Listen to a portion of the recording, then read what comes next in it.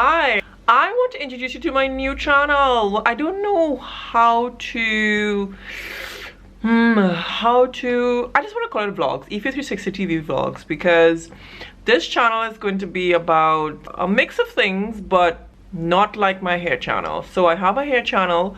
Some of you might know me from there. I always get questions that have nothing to do with hair, and I want to address it, but I don't want to address it on my other channel. So one of the really important questions that I get, which I think is important to me because it's something that's important to you, it's why did I move to China? Now that's a really good question, and I don't know how to answer it, but I'll answer it as best as I can without talking too much of other people's business. All right, so I moved to China. Well, first of all, if you're new to my channel, I am from Trinidad and Tobago in the Caribbean. Just before I moved to China, I was actually living in the Bahamas. I'd been living in the Bahamas for 5 years, and the guy I was married to at that time, obviously not married to him anymore, but at that time the guy I was married to, he had gotten a PhD to study in China. I had a couple options. I had an option to return home. That was an option presented to me because I was a little bit skeptical about moving to China. I'm like, what? I had already taken a long time to adjust to the way of life in the Bahamas, their culture, living there. I wasn't able to get a job as consistently as I thought I would have, but I was making a little bit of money there, nothing to scream about. It wasn't, I don't know, I wouldn't say I was living my best life there because it was so difficult to get a job. So as a foreigner in the Bahamas, you don't really, well, a foreigner who's not white, it's a little bit more difficult to get a job, because if you're not a Bahamian, unfortunately it tends to be a lot more difficult to get jobs. So it's not like life was the best there. He got this offer to do his PhD in China. He got a scholarship, and I was like, oh my gosh, now I have to move. So I'm thinking, I started to research on China, and I'm like, I don't know if I want to do this. This doesn't look like some place I want to live. Like, because you have all these different outside views of China, especially if you haven't been there, or the media, they portray China in a certain light, and it didn't seem like a place. And because you read so many things and you see so many videos come out of China, like plastic rice and the eating dog and life is hard and this and that, the pollution, which a lot of these things are actually true. It's just that I don't know, I've never been there. He had already visited China the year before. He had already visited, or 2 years before.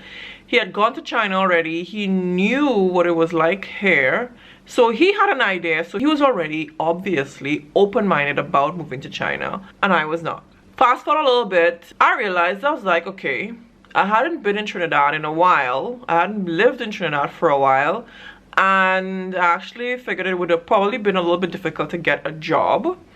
So what I decided was like, you know what, maybe I should start looking into moving to China. So I started to look for a job to teach English in China. Was looking everywhere at Dave's ESL. I was searching everywhere for a job, but then I got into contact with someone who had already gotten a job working in China. She put me onto Recruiter, and remember, when I was starting to look for jobs, it was very late in the year. So if I wanted to get into a school by September school term, I was already applying late, which was like May, June. And so everyone who I spoke to had already told me, if you're applying late, but you know, still try to see if you get a job. And the other option was to go home, go back to Trinidad, and continue applying for jobs and enter China in January, February, which is the start of the second term. So while I was applying for jobs, I was also doing my TEFL, which is my TEFL certification, which is